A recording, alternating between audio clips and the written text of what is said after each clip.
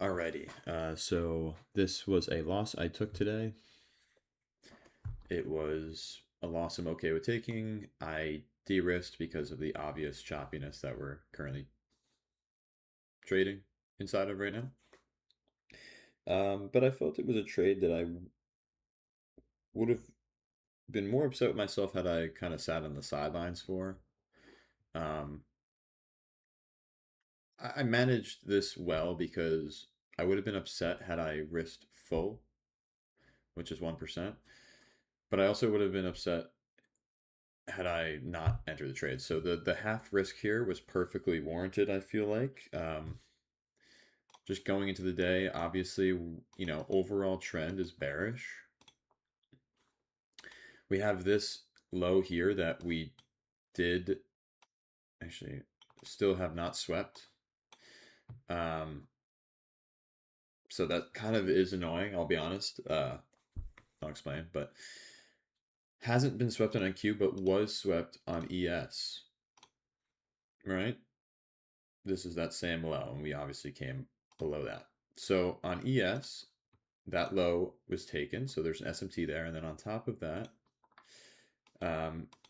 we had swept some liquidity with, or the Asian session low, and some other lows here with this candle before reacting higher. We had really nice targets here: Asian session high, London high, that just were untapped and clearly was a target, just not before I was stopped out. Um, the risk of this trade was the choppiness and the fact that, we were going against the trend. I got in off of a 5-minute inversion right here. Price started trading back down. I got a nice fill. Was able to take half. I did one contract instead of two. This is set up for 1% risk.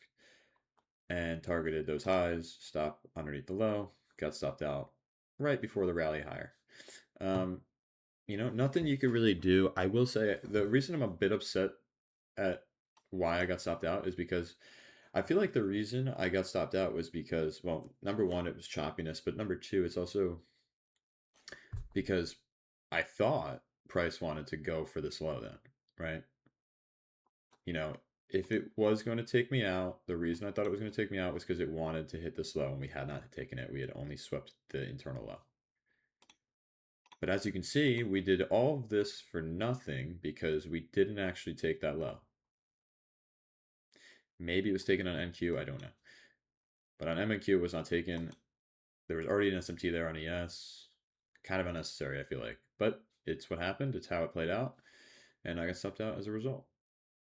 And I kind of knew what I was getting myself into here. It was a riskier trade. But again, the past 2 weeks, I haven't really found anything. The setups have been few and far in between. This is the first setup I've taken in like 2 weeks. There just genuinely hasn't been a good setup. I don't know how else to, price is, from what I've seen, either pumping relentlessly and not retracing even on like the 1 minute to get an entry, like a scalp entry. I can't even get a scalp entry because we're just pumping so fast. Objectives, targets are getting reached within the first 30 minutes of the session. That's um, one climate. The other climate that could happen is we pump or dump really hard overnight, like we did on Monday, right? Monday night dumped extremely hard, and then from here we've just been chopping around during New York session. It's been miserable. So price just has not been all that great. But I don't think I forced this trade. I got into it managing my risk, knowing what I was getting myself into, and it actually almost played out nicely. Just my stop loss would have had to be underneath here. It's fine. It is what it is. I got stopped out. But yeah, that was the trade.